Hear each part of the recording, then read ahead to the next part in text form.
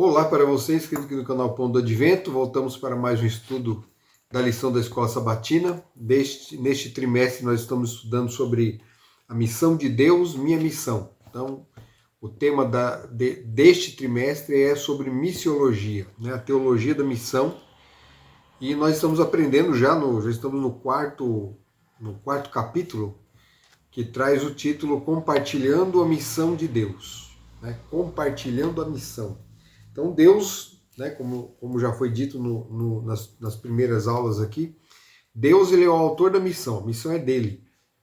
E a missão dele é compartilhada conosco. Então nós participamos da missão. Então nós não somos os inventores da missão, nós não somos idealizadores, a missão vem de Deus e nós seguimos a liderança dele nesse sentido. Então não pode ter ideias humanas, não cabem aqui, né? A não ser que sejam ideias alinhadas ao plano e projeto de Deus. Existe uma participação humana, o homem pode formular estratégias, mas toda estratégia tem que estar de acordo com os princípios da palavra de Deus. Eu não posso fazer qualquer coisa para fazer com que o evangelho alcance as pessoas, né? Eu tenho que seguir os protocolos que se encontram aqui na palavra de Deus e os modelos que foram deixados também.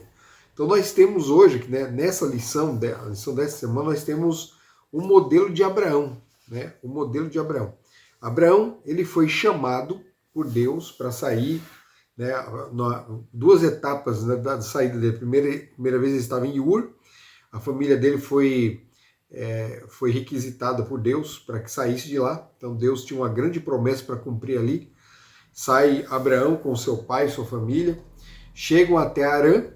Só que aí o pai de Abrão resolve ficar em Harã. Ele não sai lá e morre. Ele morre ali em Harã. Deus fala de novo com Abrão, nesse momento não é Abrão ainda, ele fala com Abrão, e aí Abrão sai e vai para a terra que Deus vai mostrar. E chegando nessa terra, ele vai testemunhar de Deus, ele vai testemunhar desse Deus que o chamou, Ele vai dar ali aos povos que habitam naquela região um testemunho de fé, e vai levar também a mensagem, né? A mensagem que foi confiada a ele para que as pessoas possam ser beneficiadas também. Então, que mensagem era essa? A mensagem de Abrão era a mensagem que foi dada aos nossos primeiros pais. Então, desde o início, eles aguardam um libertador. Eles aguardam o prometido que daria fim a todo esse sistema de coisas. Então a ideia poderia não ser tão clara para Abrão como é para nós hoje, mas era isso que ele pregava. O próprio Jesus disse assim: olha, Abrão viu o meu dia, né, e se regozijou. Ele se regozijou, ele teve felicidade, alegria por ver o dia dele. Então a esperança de Abrão era o próprio Cristo. E a lição desse trimestre vem falando justamente daquele episódio em que Abrão ele é visitado por três homens, né? E ele, muito hospitaleiro, né? A hospitalidade ele é uma das características assim, os povos do Oriente até hoje são muito hospitaleiros. Isso era uma questão muito importante, e a própria palavra de Deus ela nos orienta nesse sentido, né? Ela orienta a hospitalidade, ou seja, o tratar bem ao viajante, ao necessitado, ao que está com fome. Então, a hospitalidade aqui envolve muito mais do que simplesmente você deixar que uma pessoa durma na sua casa, né? É muito mais que isso. Então, Abrão é visitado certo dia, ele estava ali e alguma coisa, né, o texto me ressalta que havia algo diferente isso, porque Abrão estava era o sol quente, né, o sol estava no ponto mais alto, e ele não estava ali protegido dentro da barraca dele, ele estava do lado de fora, e de repente aparecem aqueles homens, e ele se coloca ali diante deles, e pede para que eles fiquem ali com ele. Ele manda matar um boi, manda preparar pães lá com a farinha, manda a mulher dele pegar a melhor farinha para alimentar aqueles três. E na verdade, dentre os três estava o Filho de Deus. Existe um estudo, né, uma pesquisa um trabalho de exegese no texto, que apontam que, na verdade, os três ali, né, embora a escritura mesmo, a gente entenda que havia Deus ali conversando com Abraão e os outros dois eram anjos, mas um estudo mais aprofundado do texto bíblico, na sua essência, né, no seu sentido hebraico, quem estavam presentes ali, os três eram a divindade. Né? Então você teria ali o Pai, o Filho e o Espírito Santo visitando, né, Abraão na forma humana. Né? Eles tomaram a forma humana, não é a encarnação, né? É diferente aqui, é um trabalho diferente, não é a encarnação. A encarnação envolvia que o Filho de Deus nascesse, né, fosse parte da descendência humana. Não é o que acontece aqui. Eles apenas tomam a forma de homens e vão até Abraão. E Abraão os recebe muito bem, e aí eles têm uma conversa, né, uma conversa a respeito uma reafirmação da promessa de que ele teria um filho e que ele seria uma bênção para o mundo. Mas a história não para aqui. Né? Depois que todos eles conversam, né, que a promessa ela é reafirmada, os três partem, mas um deles fala para Abraão que está indo para, né, que dois deles vão para Sodoma e Gomorra, porque o clamor subiu até os céus e ele mandou que os dois fossem lá para ver que se tudo era real, né, se os clamores correspondiam à realidade, e se fosse o caso, Sodoma e Gomorra seriam destruídas. Então, aqueles dois estavam indo lá para destruir Sodoma e Gomorra. E Abraão fica preocupado, porque na verdade ele sabe que a situação de Sodoma e Gomorra não é nada boa mesmo. Não é nada boa. Então, a fama de Sodoma já era conhecida ali por todos os povos que viviam naquela região. E aí Abraão começa, né, ele preocupado com o que vai acontecer, preocupado não só com os habitantes de Sodoma, mas também com o sobrinho dele que estava lá. O sobrinho dele tomou a decisão, no dia que eles tiveram que separar os seus rebanhos, né, o grupo dos dois, a família dos dois estava se tornando muito grande, então eles tiveram que separar e o filho dele escolheu aquela região para morar. Então ele morava ali, ele vivia ali. E ele vivia ali numa situação... ele tinha uma função muito importante, porque ele se encontrava, o texto fala que Ló, o sobrinho de Abraão, se encontrava ali nos portões da cidade. Ou seja, quem ficava nos portões geralmente eram os juízes. Então ele tinha uma função muito importante ali dentro da cidade. Então a gente pode imaginar que ele, sendo um juiz e alguém que deveria lutar pelo direito, pela retidão, certamente teria oportunidade de pregar o evangelho, né, o evangelho da época, a luz, a verdade presente da época, para aqueles que viviam ali. Mas talvez não fosse bem esse o caso. O testemunho de Ló não era tão bom assim, não era como o de Abraão. Mas Abraão, ele pleiteia com o visitante, que era o próprio Filho de Deus ali. Né? E ele pergunta para ele assim, se houverem 50 justos lá, né, por acaso não fará justiça o juiz de toda a terra? Ele pergunta para Jesus. E Jesus responde para ele, olha, se houverem 50 justos ali, eu não vou destruir a cidade por amor aos 50 justos. Aí ele pergunta, e se faltarem 5 para completar 50? Aí ele responde, não, se tiver 45, eu também não vou destruir por amor aos 45. E se houverem 40?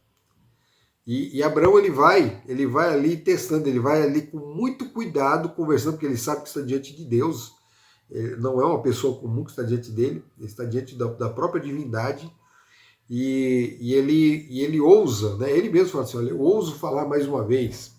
E aí ele vai pleiteando, ele vai intercedendo por aqueles justos que por acaso, né, poderiam viver ainda ali em Sodoma.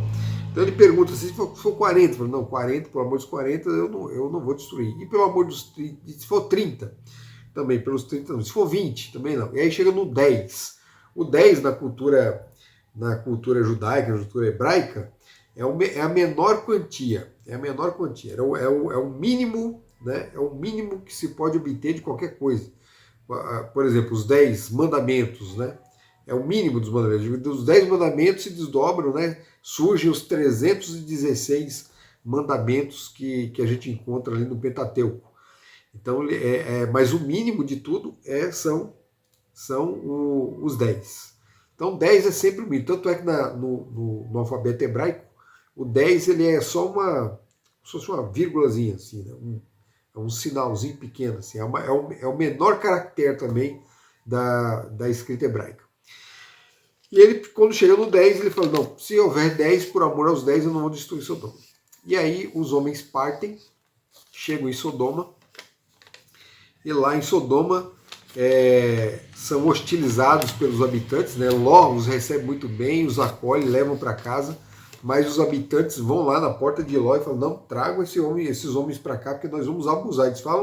Eles falam o que vão fazer, nós vamos abusar desses homens.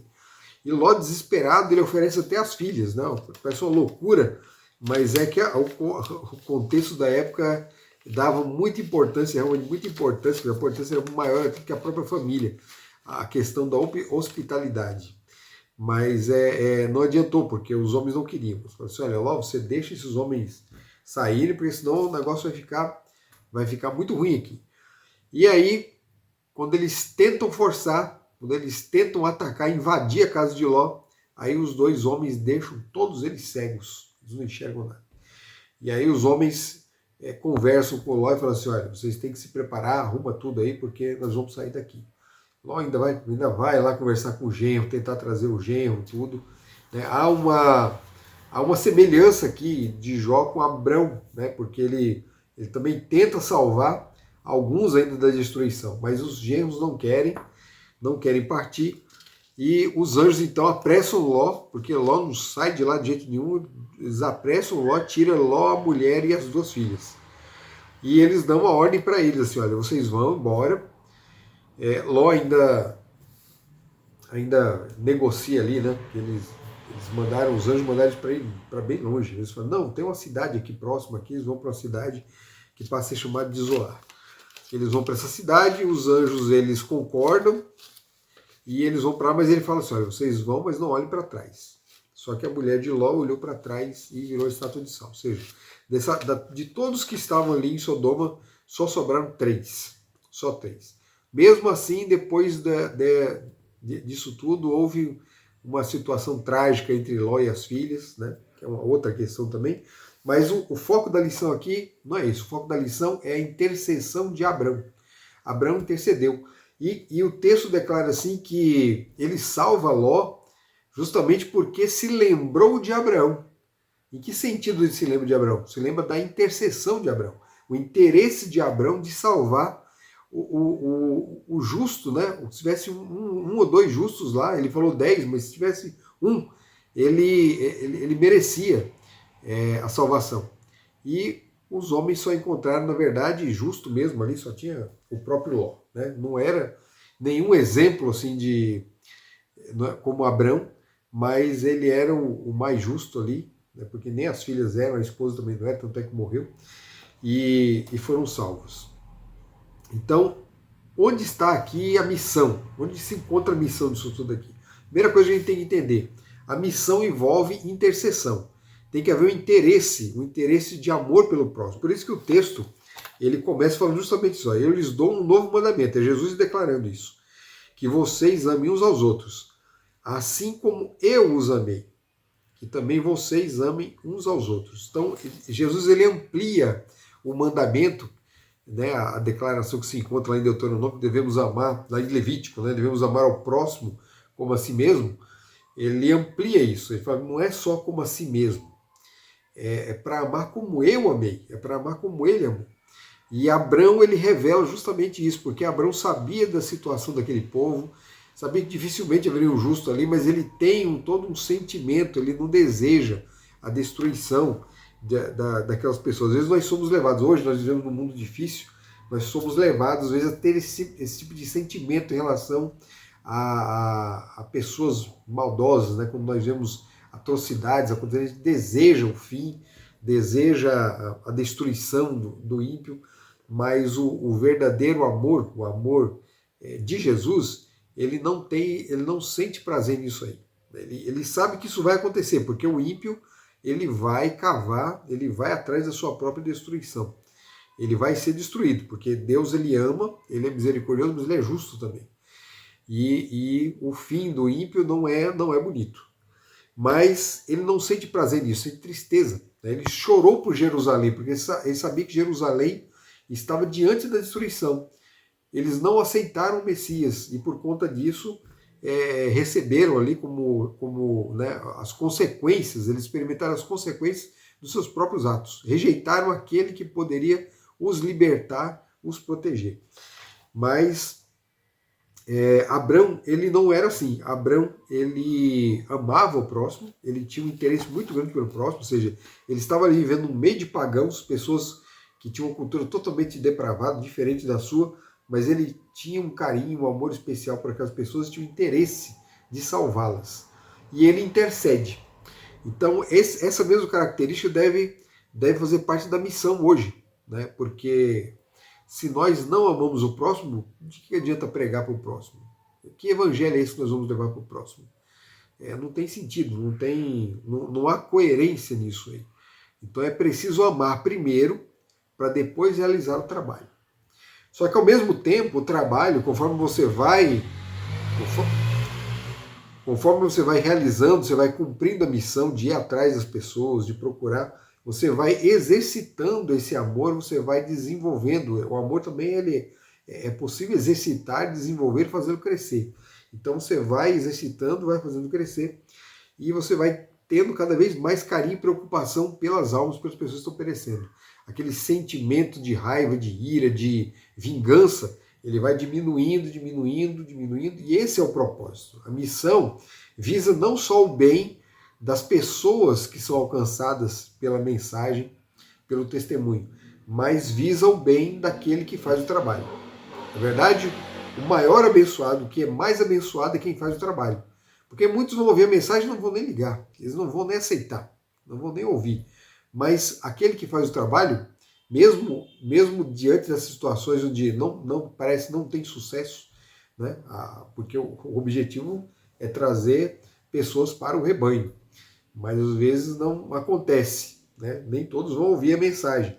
Ainda assim, você vai ser abençoado.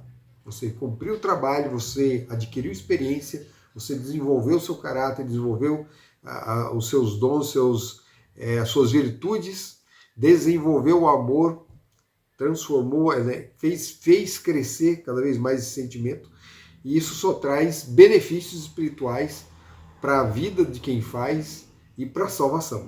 Porque se você não exercita isso, você se torna cada vez mais distante da salvação. Vai chegar um ponto que você vai perder a salvação.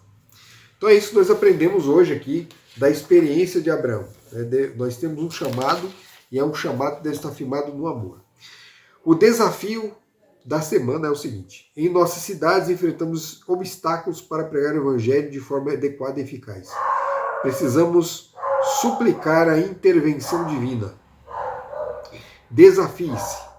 Encontre um meio de entrar em contato com alguém diretamente afetado por uma situação difícil. Procura alguém que está passando por uma situação difícil, sei lá, fome, problemas em casa, brigas, sei lá, qualquer situação difícil. Não vai ser difícil encontrar não, porque todo mundo passa por situação difícil. Diga a essa pessoa que está orando por ela, você vai orar para essa pessoa de verdade, você vai orar por ela, você vai colocar ali na sua lista de orações e vai pedir para que Deus mostre a você uma forma de ajudar, porque não adianta só orar, né? Tem que ajudar a pessoa também. Só falar para a pessoa que está orando não resolve, é só metade do caminho, né? Tem uma outra metade para seguir, que é você mesmo ajudar a pessoa. Então é isso. Continue estudando a lição, continue se aprofundando nos temas aqui, nas etapas, né? Cada capítulo vem trazendo uma nova etapa aqui do trabalho missionário, e procure colocar em prática como é a proposta desses desafios aqui. E aí você vai experimentar uma mudança extraordinária na sua vida. Deus abençoe você, até o próximo vídeo. Tchau.